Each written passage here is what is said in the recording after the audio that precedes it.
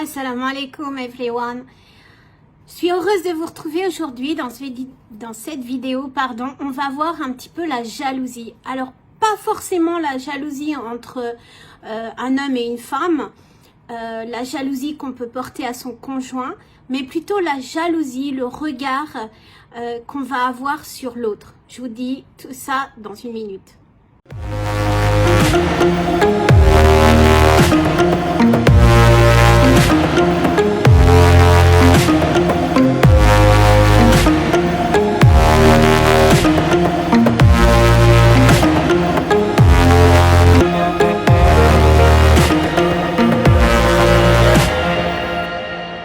Donc la jalousie, qu'est-ce que c'est la jalousie? La jalousie et l'envie sont les plus destructeurs, émotions les plus destructives, émotions que l'on puisse ressentir.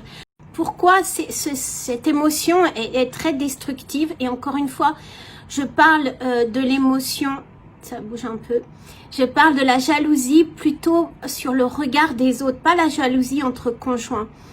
Parce qu'en fait, le fait de porter un mauvais regard, un regard de jalousie, et on est tous humains, sur l'autre, peut injustement prendre son bien ou refuser d'aider les autres, ce qui est encore plus grave. Refuser d'aider l'autre quand ils ont besoin de nous, juste par jalousie, juste pour les faire souffrir ou pour voir un petit peu jusqu'où ils peuvent aller. Et ça provoque l'espoir, en fait, un mauvais espoir que le mal s'abatte sur eux. Plus ou moins, mais on a ce sentiment quelquefois. On voit, ou que le malheur, on voit souvent, alors je sais pas, la personne elle a trouvé un emploi à Dubaï, elle part à Dubaï, c'est super. Et nous on est coincés dans un petit patelin en France. Mine de rien, on va un petit peu, j'espère qu'elle va galérer dans son travail, ou j'espère qu'elle... Et on porte un mauvais regard, c'est un regard de jalousie. La jalousie peut conduire l'être humain à dépasser ses moyens et à gaspiller ses biens pour juste vivre comme l'autre. Elle a acheté sa nouvelle télé, je m'en fous, je vais faire un crédit, je vais acheter une nouvelle télé aussi, juste par jalousie. La jalousie comporte de la mécréance, on peut dire ça. Ça comporte de la mécréance dans une certaine mesure. Car c'est comme si le jaloux disait à Dieu qu'il n'a pas été juste avec moi. Pourquoi tu m'as fait ça? Pourquoi moi j'ai pas la super télé? Pourquoi moi je suis pas partie à Dubaï? Pourquoi moi j'ai pas la Ferrari? Pourquoi moi j'ai pas la femme ou l'homme, le mariage de rêve que j'ai? Pourquoi j'ai pas eu ça alors que ma copine, ma voisine, ma cousine a eu ce mariage festif et plein de cadeaux? Pourquoi j'ai pas eu ça? Ça peut s'apparenter à de la mécréance. Il faut faire très attention à ce sentiment parce que ça veut dire que vous pensez que vous méritez plus que finalement ce que Dieu vous a donné.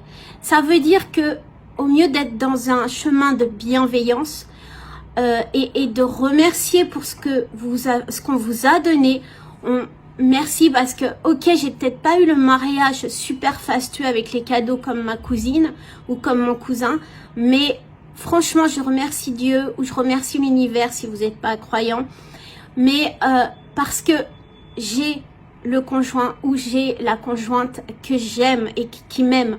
Donc on peut dire alhamdoulilah, merci Dieu de m'avoir donné ça. Et tant mieux pour la cousine ou le cousin parce qu'il a eu des cadeaux en plus. Mais vous savez pas exactement ce qui se passe dans leur ménage, vous savez pas ce qui se passe, ce que Dieu leur a préservé ou Dieu ce que leur a prévu. On dit dans un hadith que Dieu a favorisé les uns d'entre vous par rapport aux autres. Alors je le dis en français parce que mon arabe est tellement pourri. Donc Dieu a favorisé les uns d'entre vous par rapport aux autres dans la répartition de ces dons. C'est la sourate An-Nas, verset 71. Ne convoitez pas les biens par lesquels Dieu vous a élevés les uns les autres, les uns au-dessus des autres, et demandez à Dieu ses bienfaits. C'est la sourate Al-Nisa, la sourate An-Nisa, verset 32. Donc c'est bien dit, ça veut dire que ce qu'on vous a donné, encore une fois, si vous n'êtes pas croyante, ce que Dieu vous a donné, ce que l'univers vous a donné, peu importe vos croyances, c'est remercier. Soyez plutôt dans l'acceptation et dans le remerciement des choses qu'on vous a accordées, au lieu de porter un regard plutôt jaloux et envieux sur l'autre. Ce regard, cette envie, cette jalousie va pas vous apporter quelque chose de bien-être. Vous n'allez pas vous sentir. Il est dit aussi dans un hadith que ça va vous consommer, comme le feu consomme le bois. C'est la même chose pour la jalousie. Parce que les faveurs qu'on a mis, on vous a peut-être mis à l'épreuve de certaines choses. Mais en fait, c'est peut-être pour juste vous donner quelque chose de mieux. Peut-être pour vous éviter quelque chose de pire. Donc, soyez plutôt dans le remerciement que plus dans la jalousie ou l'envie. Juste, en fait, c'est du matériel. Enviez-vous pour la foi. Enviez-vous pour l'intelligence, peut-être. Mais pas pour des choses matérielles. Ce n'est que des choses matérielles. Vous n'allez pas partir avec. Et au lieu de vous envier, je dirais plutôt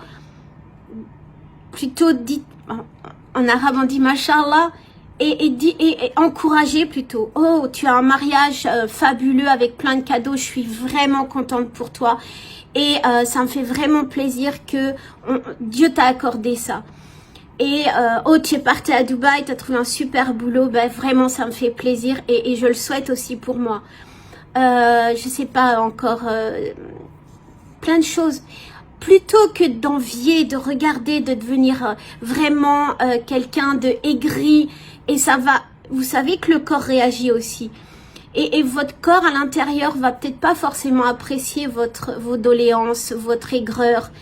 Et alors que si vous êtes contente ou content pour votre prochain, vous êtes content pour ce que la personne a obtenu, vous allez vous sentir épanoui, vous allez vous sentir bien à l'intérieur de vous.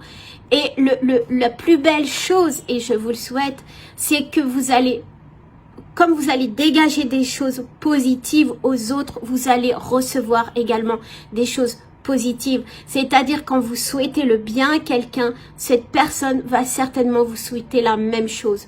Et si vraiment cette personne est votre ennemi, elle va s'adoucir. Et Dieu va faire en sorte que vous allez, ou elle va prendre une leçon de cette bienveillance. Donc c'est mon plus grand conseil. Je sais qu'en France spécialement, on n'est pas forcément, on est assez envieux les uns des autres. Essayez vous à votre niveau de changer ce regard. Le prophète a dit, ne regarde pas celui qui a le plus que toi, regarde celui qui a le moins que toi, car il te rappelle mieux que qui d'autre les faveurs que Dieu t'a accordées. Je finis là-dessus. Si vous avez aimé cette vidéo, commentez, suivez-moi sur la chaîne et à très très vite pour une nouvelle vidéo.